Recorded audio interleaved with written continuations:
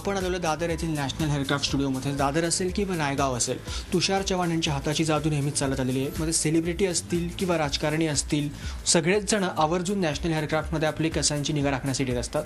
तर आपल्याबरोबर आहे तुषार चव्हाण. तुषार, तुमचं झी 24 तासमध्ये खूप खूप स्वागत आहे. पहिले मला सांग की आता मान्सून सीझन चालू आहे, तर मान्सून स्पेशल काही तू खास ठेवलेलं आहेस?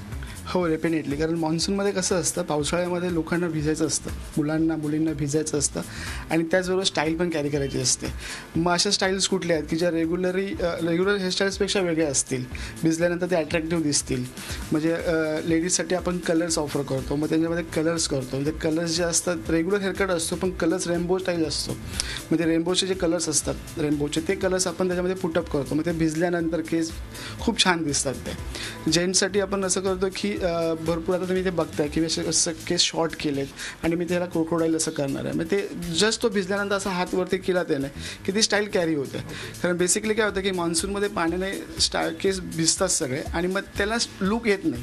मग तो लूक येण्यासाठी आपण साईडचे केस खूप बारीक करतो. म्हणजे आपण त्याला एक अंडरकट बोलू शकतो किंवा पॅम्पोडेअर म्हणून असा एक लूक आहे, तो लूक करू शकतो किंवा मोहक स्टाईल करू शकतो आपण. अशा बऱ्याच वेगवेगळ्या स्टाईल्स आपण कॅरी करतो. जसं क्लायंट्स आणि त्यांची पर्सनॅलिटी असेल, त्यांचं डिमांड असेल, त्याप्रमाणे आपण स्टाईल्स कॅरी करू शकतो. मला सांग, सगळ्यात जास्त कुठल्या हेअरकटला डिमांड आहे? सर्वात जास्त वगैरे मुलांमध्ये तुम्ही बघाल तर अंडरकटला खूप डिमांड आहे. की तुम्ही जे आता लेटेस्ट स्टाईल्स पिक्चरमध्ये वगैरे बघताय की साईडने खूप बारीक असतात. म्हणजे आपण त्याला मोहक पोनीटेल बोलतो किंवा क्रोकोडाईल स्पाईक बोलतो. पूर्वी जनरली कसं होतं की स्पाईक म्हटलं की असं वरती उभे करायचे, पण आता ह्या साईडने खूप केस बारीक केले जातात. तुम्ही माझ्या स्टाफमध्ये पण बघाल तर असे साईडने डिझाईन्स वगैरे केलेले आहेत. मग त्या स्टाईल्स कॅरी केल्या जातात. क्या बात आहे तुषार, तुला तुझ्या पुढील वाटचालीसाठी खूप खूप शुभेच्छा. थँक्यू. व्हिडिओ जर्नलिस्ट वैभवसह कपिल देशपांडे, झी मीडिया, मुंबई. झी 24 तास रहा एक पाऊल पुढे.